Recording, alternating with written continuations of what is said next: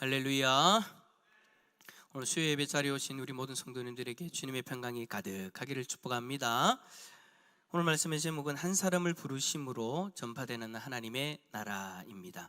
우리가 지금 몇 주 동안 수요일에 사도행전을 우리가 계속해서 살펴보고 있잖아요.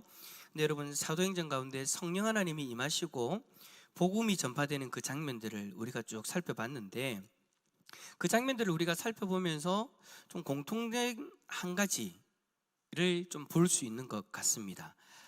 그 공통된 한 가지가 뭐냐? 우리 주님은 일반적인 방법으로 복음이 전파되지 않게 하신다라는 거예요. 그러니까 다른 말로 얘기하면, 다르게 얘기하면 아주 특이한 방법으로 복음을 전하게 하신다. 특이한 방법으로 복음이 전파되게 하신다. 그러니까 우리가 일반적으로 생각하는 우리의 상식, 그 상식의 틀을 깨부수면서 주님의 복음이 증거되게 하시더라라는 것이죠. 예를 들면, 여러분, 서대반 선교사님이 순교를 하셨어요. 순교를 하신 이후에 이제는 여러분 교회 공동체가 망했다 싶을 정도로 참 많이 슬프고 힘든 그런 상황이었지 않습니까? 그래서 같이 모여있지도 못하고 혹시나 잡힐까봐 사람들을 집집마다 들어가가지고 그리스도인들을 잡아내가지고 막 그렇게 하고 있으니 다 흩어지게 되어졌어요. 그런 흩어짐 속에서 이제는 끝났구나 싶은데 어땠어요? 오히려 그 흩어진 지역, 그 흩어진 나라에서 그리스도인들이 더 목숨을 내어놓고 복음을 전하는, 참 우리가 상식적으로 생각할 때 이제는 끝이구나 싶은데 그곳에서 복음이 더 확장되어져 가는 그 모습을 우리가 보게 되었었죠. 그들은 각 지역, 각 나라에 흩어져서 복음을 전하는 증인으로서의 사명을 그렇게 살아갑니다. 여러분, 어디 그뿐입니까? 우리가 지난주에 살펴봤던 것처럼 빌립이 에티오피아 내시를 만난 것, 이건 여러분 우리가 도무지 상상할 수 없는 그런 일이었어요. 빌립이 여러분 에티오피아로 도망가서 그곳에서 내시를 만났더라 하면 이게 우리가 상식적으로 이해가 되어지는데, 빌립이 에티오피아 내시를 만날 것을 생각도 못했고 광야로 나아갈 것도 생각도 못했는데 단지 그냥 성령의 인도하심을 받아서 에티오피아 내시를 만난 거예요. 빌립 자신의 생각과 방법을 통해서가 아니라 오직 성령 하나님의 그 인도하심에 순종했더니 전혀 일반적이지 않는 그 상황에서 전혀 일반적이지 않는 그 방법으로 복음이 전해지게 된 거죠. 이렇게 여러분, 복음은 참 우리가 상식적으로 생각하는 그 틀 속에서 안 된다, 이렇게 되겠나 라고 걱정해야 되는 그런 상황에서도 그 상식의 틀을 깨고 되게 하시더라는 거예요. 여러분, 오늘 본문도 여러분 어찌 보면 그런 맥락에서 참 우리의 상식을 완전히 깨부수는 그런 본문입니다. 자, 오늘 본문에서는 여러분 주님이 누구를 부르시는 장면이 나옵니까? 사울을 부르십니다. 이 사울이 나중에 헬라식 이름으로 뭐라고 불러요? 바울로 부르잖아요. 그러니까 히브리식 이름으로는 사울이라 부르고, 나중에 이제 복음을 전해야 되는 이방인들에게 복음을 전하기 위해서 이방인들이 쓰는 그 헬라식 이름을 이제 바울로, 자신의 사명에 맞게 이제 이름을 그렇게 이제 부르게 되어지는데, 어쨌든 지금은 사울이에요. 자, 이 사울을 부르시는 장면이 나오는데, 자, 1번 문제, 사울은 어떤 사람이었습니까? 자, 1절과 2절 한번 읽어볼까요? 1절과 2절입니다. 시작. 사울이 주의 제자들에 대하여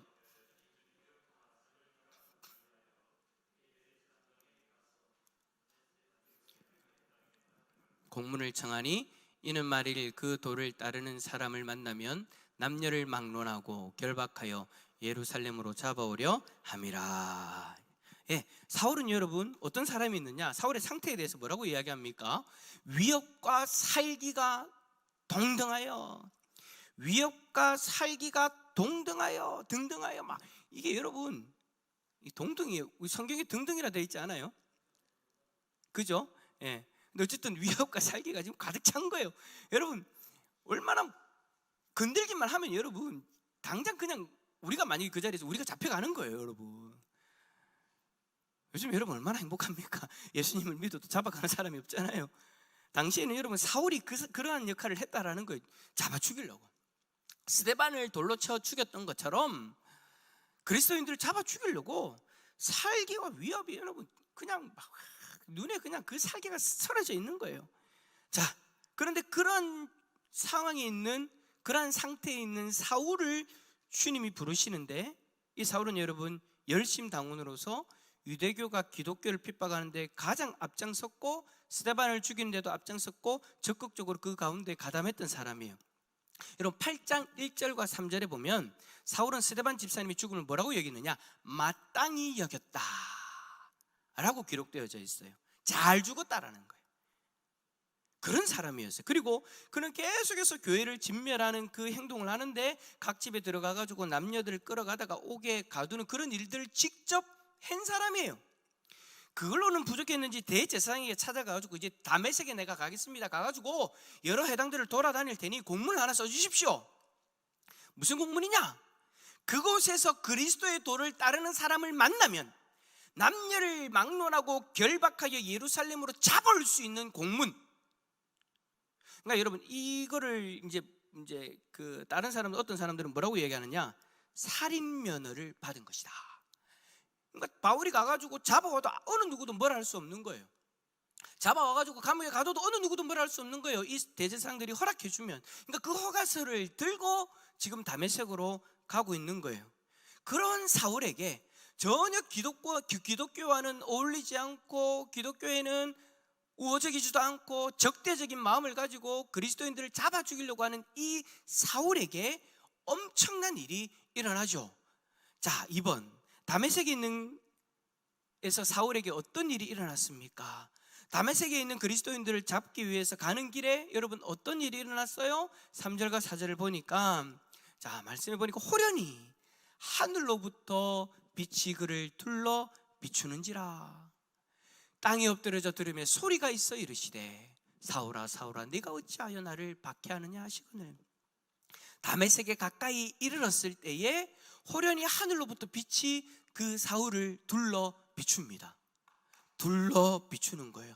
아마도 우리가 일반적으로 여러분 영화 생각하면 어떤 극적인 장면에서 따다당 하면서 흰 밝은 그 스포트라이트가 쫙 하고 비치는 것처럼 아마 그렇게 비치는 것 같아요. 그건 둘러 비쳤다라고 그렇게 이야기를 하는 거 보니까, 어쨌든 그렇게 빛이 사울에게 집중되어져서 쫙 비치는데, 그 빛에 압도되어져서 사울이 땅에 엎드러지게 되는데 하늘로부터 소리가 나는 거예요. 사울아 사울아 네가 어찌하여 나를 박해하느냐.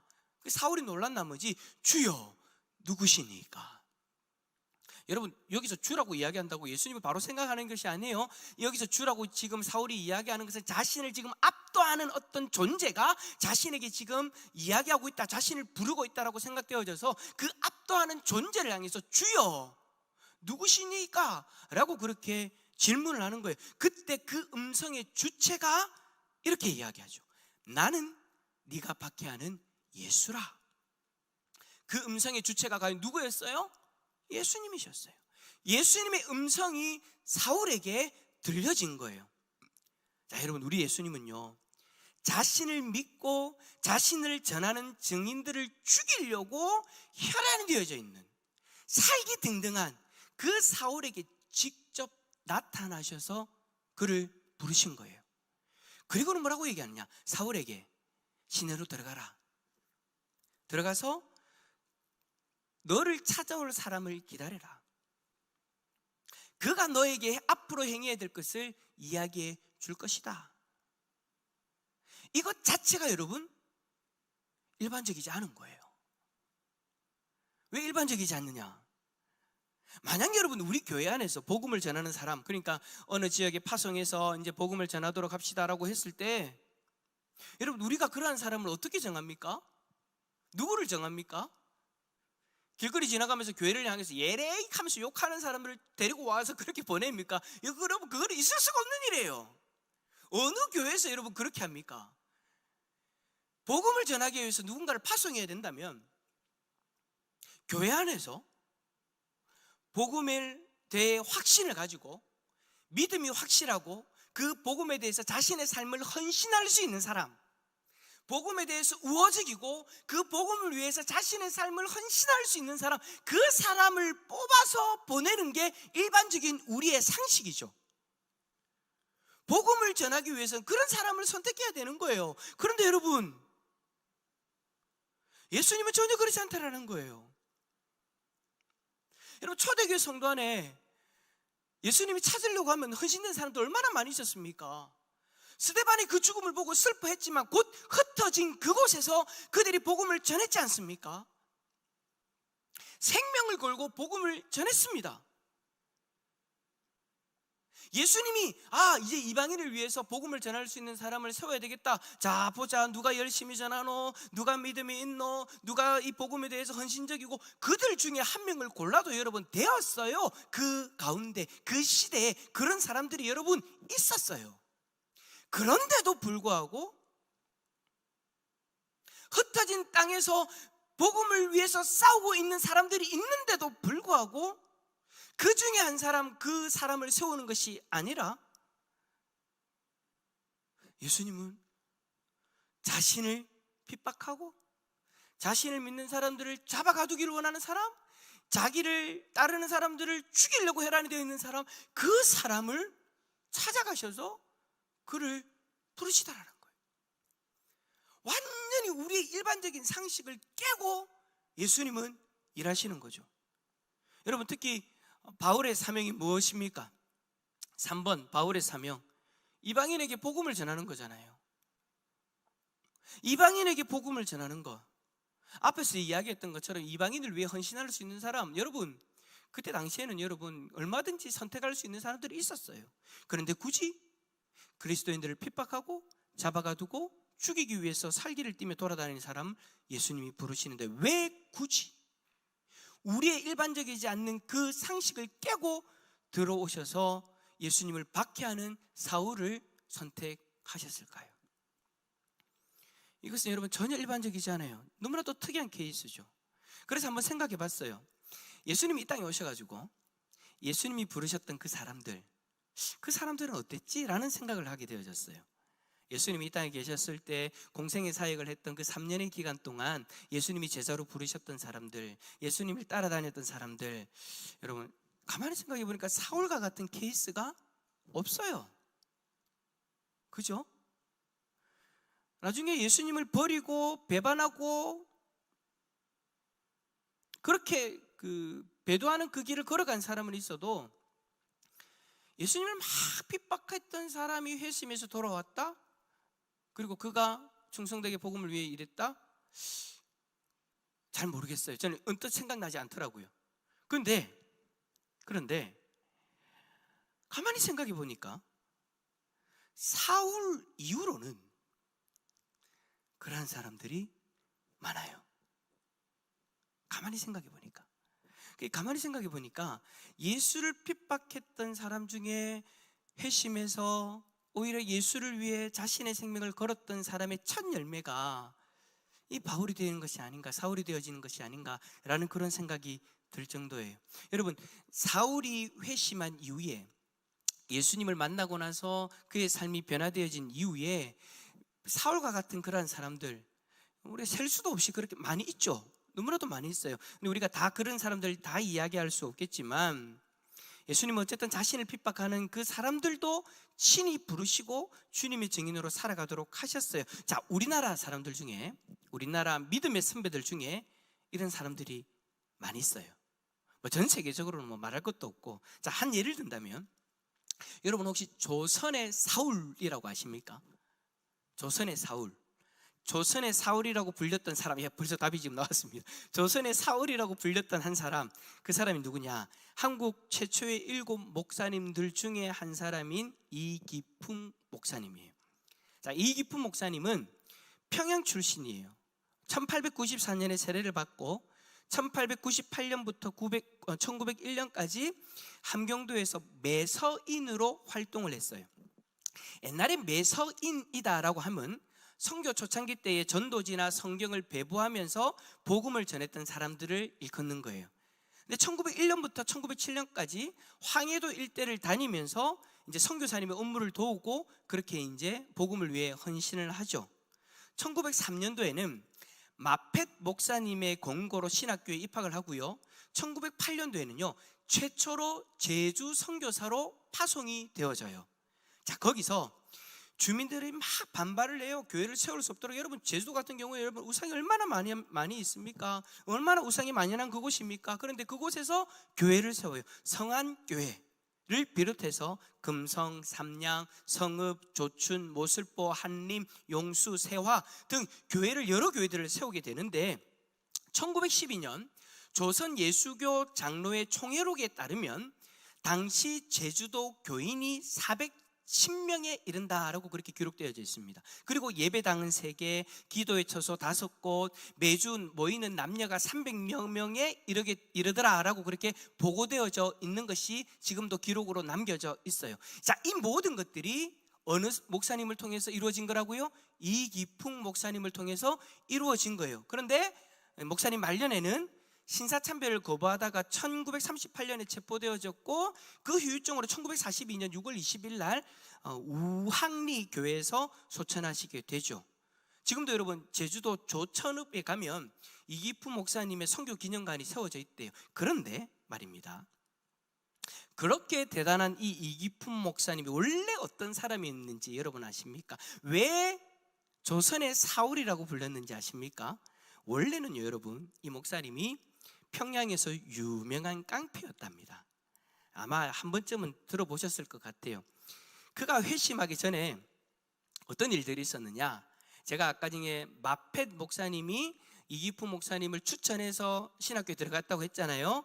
근데 그 전에 어떤 일이 있었냐면, 자신을 이제 만나서 추천하기 전에 자신을 평양 신학교로 추천하게 가도록 권고하게 되는 이 마펫 선교사님을 때리는데 턱을 부숴버립니다.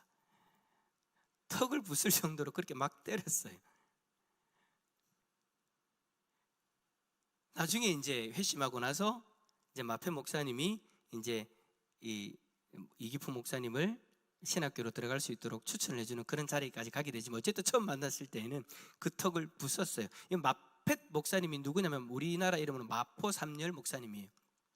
그리고 또 어떤 일이 있었냐, 장대형 교회를 찾아가서 그 교회를 때려 부숩니다. 그런 일이 있고 나서 어떤 일이 있었느냐, 꿈에서 환상을 보는데 예수님을 만나게 됩니다. 성경도 모르고 아무것도 모르는 이 사람에게 예수님이 나타나셔서 마치 사울을 불러주셨던 것처럼 부르세요. 기록에 의하면 기풍아 기풍아 왜 나를 핍박하느냐, 너는 복음의 증인이 될 사람이다 라고 그렇게 그 이기풍 목사님을 부르셨대요. 그런데 문제는 사울은 그 부르심에 즉각적으로 이제 회심하는 그런 역사들이 일어났는데, 이기풍 목사님은 더합니다. 버팁니다. 환상 중에 나타나셔서 기풍아 기풍아 너는 나를 왜 핍박하느냐, 너는 복음의 증인이 될 사람이다라고 그렇게 이야기하시는데, 이 이기품 목사님이 그 부르심에 적극적으로 따르지 않아요. 그런데 그때 하나님이 누구를 보내시느냐, 스왈렌 선교사님을 보내셔가지고 스왈렌 선교사님에게 회개하고 예수를 믿어라 라고 그렇게 선포하는데, 그 선포가 그 이기품 목사님에게 우레소리와 같은 큰 소리로 들려졌대. 그 선포 앞에서야 그제서야 회개하고 이기품 목사님이 예수님을 믿게 되어지죠. 사울처럼 그런 회심하고 나서 오직 복음을 위해 헌신한 삶을 살았다라고 합니다. 그래서 제가 앞에서 이야기했던 그 이후의 삶 가운데 그런 일들이 일어난 거예요. 제주도의 최초의 목사님을 선교사님으로 그렇게 파송되어져서 그렇게 여러 명들을 전도하고 여러 교회들을 세우는 그런 일들을 했죠. 그런데 이 깡패가 이 목사가 되어졌다는 소식이 평양을 발칵 뒤집습니다. 그때 이후로 이기품 목사님은 동만 트면 나가가지고 복음을 전하는 거예요. 그래요 여러분, 주님은 우리의 상식을 벗어나는 사람들을 부르세요. 야, 저 사람이 예수 믿겠나? 저 사람이 예수를 아유야 택도 없자야 라고 생각되어지는 그런 사람들, 예수 믿어서 어떻게 하겠냐라고 생각되어지는 그런 사람들, 우리를 핍박하고 우리를 모독하고 우리를 비꼬는 그런 사람들, 그런 사람들 우리는 안 된다라고 생각하는 그 일반적인 상식을 하나님은 깨고 들어오셔서 그를 부르시더라는 거예요. 그리고 그들을 통해서 주님의 복음이 전파되어지게 하는 그 놀라운 역사를 주님이 행하시는 거죠. 감히 상상도 할 수 없는 사울, 감히 상상도 못했던 그 이기풍 목사님과 같은 그러한 사람들을 부르시는 거예요. 뿐만 아니라 우리가 전혀 안 된다, 절대 안 된다, 시도 안 먹힌다 라고 생각하는 그 사람들의 상황 가운데에서도 주님은 친히 찾아오셔서 그들을 부르신다라는 것이죠. 여러분, 가만히 생각해 보면 지금의 우리 상황도 마찬가지지 않습니까? 대부분의 사람들이 안 된다라고 이야기합니다. 갈수록 더 힘들어진다라고 이야기합니다. 뭐가요? 복음 전하는 것이. 우리의 상식적으로는 이제는 안 되는 상황이라고 그렇게 여깁니다. 하지만 주님 앞에서는 안 된다는 말이 안 통해요. 여러분, 그거는 단지 우리의 걱정일 뿐이에요. 왜 그 걱정이 생겼어요? 우리가 몇 년 동안 경험해 온 그 여러 가지 일들 때문에 이제는 앞으로도 복음이 전해지기가 힘들 것이다라고 그렇게 우리는 상식적으로 일반적으로 그렇게 이미 우리들 가운데에 생각의 테두리를 만들어 버렸어요. 그래서 우리 스스로의 그 복음의 활동 영역들을 제한시켜 버리는 그런 일들이 우리들 가운데 일어났죠. 여러분, 지금만 그렇습니까? 초대교회 당시에 복음을 전할 때도 여러분 안 되는 일이었습니다. 생각해보세요. 사울과 같은 사람들이 살기 등등한 그 모습으로 우리 같은 사람들을 찾아다닌 거예요. 만약에 여러분 사울이 지금도 있다면 우리가 지금 예배드리고 있을 때 우리 교회 문을 부수고 들어와가지고 네가 들어와라 하고 잡아가야 되는 거예요. 그런 사람들이 여러분 그 당시에는 천지였어요. 유대교 사람들이 여러분 그런 사람들이었어요. 사울만 그런 게 아니잖아요. 스데반 집사님을 죽였을 때 사울 혼자 돌 던졌습니까? 아니에요, 여러분. 유대인들이 다 둘러싸가지고 스데반 한 사람을 향해서 돌을 던졌어요. 그 사람들이 다 살기 등등하여서 그리스도인들을 잡으려고 돌아다닌 거예요. 집집마다 들어가서 잡아내오는 거예요. 네 예수 믿는다면서, 너 그리스도교를 따른다면서 잡아 끌고 와가지고 돌로 쳐 죽인 거예요. 그러한 상황에서 여러분 어떻게 복음을 전합니까? 근데 그것은 사람의 생각일 뿐이었다라는 거예요. 우리 주님은 상상도 못한 곳에서, 예상치도 못한 곳에서 사람을 만나서 복음을 전하게 하시고요, 예상치도 못한 사람을 부르셔서 복음의 증인으로 세우시더라는 것이죠. 그 일은 2000여 년 전에도 일어났고 지금 우리의 삶 가운데서도 여전히 일어나고 있는 줄 믿습니다. 이 땅에 성령 하나님이 오신 이후에 기독교 역사를 쭉 보면은요, 복음을 전하기에 합당한 그 시기, 적합한 시기는 한 번도 없었어요. 언제나 핍박과 고난으로 험난한 역사를 교회는 지내왔습니다. 그 가운데에서 우리 주님은 우리는 안 된다라고 생각하는 그 상식을 깨고 되도록 하셨어요. 한시도 복음 전파를 멈추지 않으셨다고요. 왜냐하면 하나님이 작정하신 그 영혼을 반드시 구원하겠노라는 하나님의 의지가 있었기 때문입니다. 지금도 이 땅에는 아직까지 복음을 듣지 못하고 하나님의 백성으로 작정되어 있지만 구원받지 못한 영혼들이 너무나도 많이 있습니다.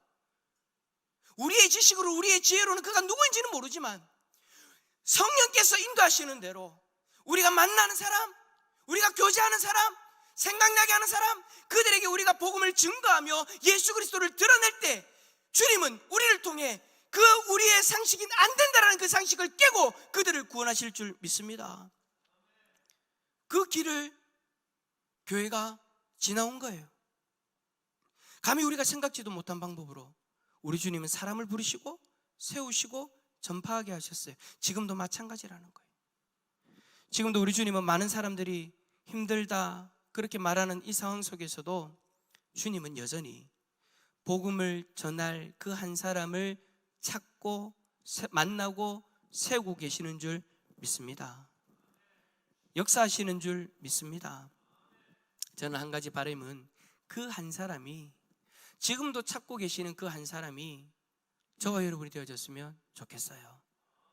물론 주님께서 특별하게 역사하셔서 찾아오셔서 명령하시는 그 일, 그건 주님 쪽에서 하시는 일이에요.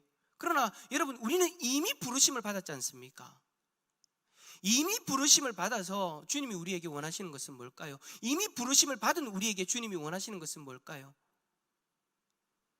우리가 이미 부르심을 먼저 받았으니 우리가 이제는 주님이 너 가라 하기 전에 주님 내 삶을 그러한 삶으로 드리겠습니다. 저는 주님이 우리에게 이제는 그것을 원하신다고 저는 믿습니다. 사울은 그럴 수 없는 존재였기 때문에 이렇게 정말 상식적이지도 않는, 일반적이지 않는 이 상황 가운데서 찾아오셔서 말씀하시고 세우셨지만, 지금 이제는 우리가 그 상황 가운데 얼마든지 설 수 있는, 우리의 의지로 얼마든지 설 수 있는, 우리의 고백으로 얼마든지 설 수 있는 그 자리에 서게 되어졌잖아요. 근데 사단은 계속해서 우리가 그 고백을 하지 못하도록 우리의 상황을 보게 하는 것 같습니다. 마치 지금까지는 복음을 잘 전할 수 있다가 앞으로는 전할 수 없는 것처럼 우리로 하여금 착각하게 하면서 그렇게 우리를 미혹하는 것 같습니다. 그런데 여러분, 앞에서 이야기했던 것처럼 한 번도 그런 적은 없습니다. 그는 사단이 우리에게 주는 생각이지 주님이 우리에게 주는 생각은 아닙니다. 한 번도 우리가 살아오면서 복음을 전하기에 편한 날은 없었습니다. 개인적인 삶에서도 그렇고 우리의 환경도 마찬가지입니다. 심지어 기독교가 국교가 되어져 있었던 중세시대에도 마찬가지였습니다. 중세시대 교회들이 하나님의 말씀을 떠나서 자꾸 오염되어지고 이상한 길로 걸어갔을 때 다시금 말씀으로 돌아가서 온전한 복음 가운데 교회를 세우려고 할 때 얼마나 많은 핍박들이 있었습니까? 국교가 기독교인데도 불구하고 그런 일들이 일어났었어요. 여러분, 복음을 전하기에 편한 그 시절은 없었습니다. 그런데도 불구하고 사단은 자꾸 우리의 마음에 옛날에는 더 좋았지 않냐, 앞으로는 힘들 거다, 그래서 교회는 점점 쇠퇴할 거다. 여러분, 성경에는 핍박이 더 거세질 거다라고 예언하고 그 속에서 교회를 향해서 깨어있으라고 이야기하는 말씀은 있어도 앞으로 교회는 쇠퇴할 거다라는 말씀은 없습니다. 왜 우리가 자꾸 사단의 말에 주눅들고 사단의 그 지혜에, 사단의 생각에 자꾸 우리의 마음을 뺏기는지 모르겠습니다. 사랑하는 성도 여러분, 우리 주님은 우리가 안 된다라고 생각하는 그때 주님의 방법으로 우리 가운데 역사하시는 줄 믿습니다. 그 역사를 바라보면서 오늘도 주님 앞에 복음의 증인으로서 헌신할 수 있는 그 한 사람을 찾으실 때 내가 그 한 사람이 되겠노라고 우리가 주님 앞에 고백하고 우리의 삶을 드릴 수 있는 귀한 은혜가 있을 수 있기를 예수 그리스도의 이름으로 축원합니다.